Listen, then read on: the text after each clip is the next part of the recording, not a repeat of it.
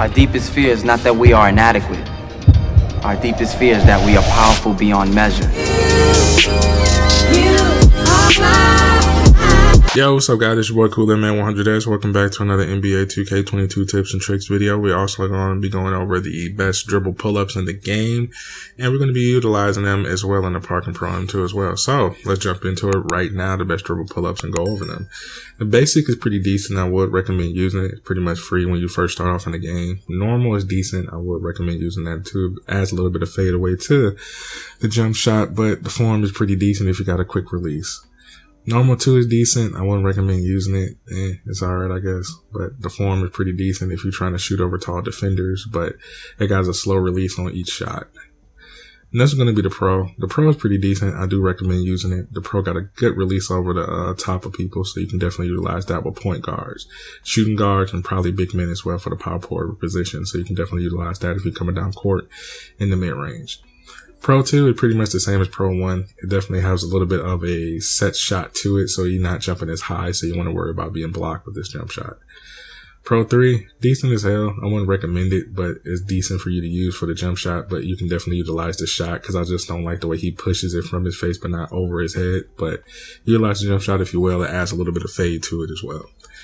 Next, we're going to be Harrison Barnes, one of my favorite too as well. He has a little bit of fade jump shot to it as well. You can definitely utilize that in the corner or the mid range or the wing shot as well.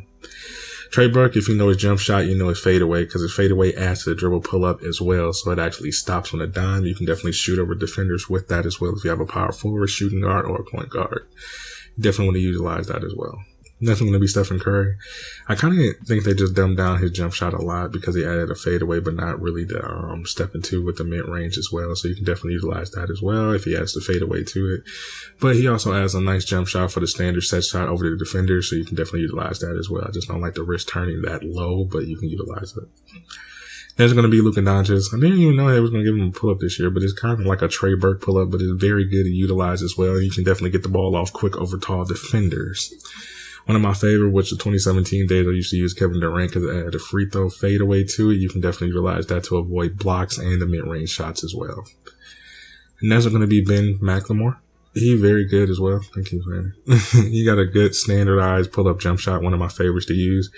If you utilize the dribble pull-up very well, you can definitely utilize it. But I wish they had a feature where you can create your own pull-ups, so it would be even better. That's going to be Dirk Nowitzki. Very easy. You know, not bad. You can definitely utilize that as well. Dirk Nowitzki, I used to love his fadeaway in the back in the day because it adds a little bit more depth to his game.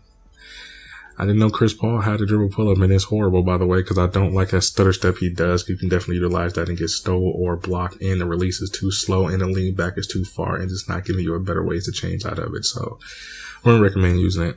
Next, going to be Jen Robinson III. Very easy to use, but I wouldn't recommend using it because the shot is too much bland and it's too slow of a shot, and he's not jumping off the ground fully.